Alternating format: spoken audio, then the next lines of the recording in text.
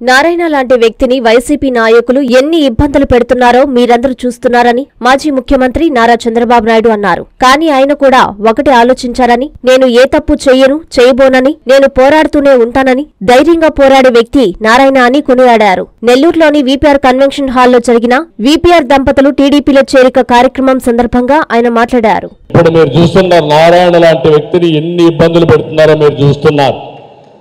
కానీ నారాయణ గారు కూడా ఒకటే ఆలోచించారు, పర్వాలేదు నేను పోరాడతాను, నేను ఏ తప్పు చేయబోను అని ధైర్యంగా పోరాడే వ్యక్తి నారాయణ గారు.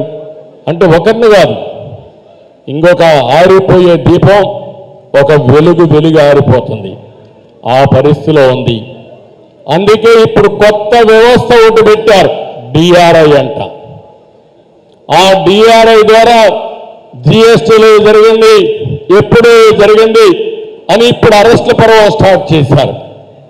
నేను ఒకటే అధికారుల తరంగా చెప్తున్నా, అన్ని రికార్డులు ఉంటాయి.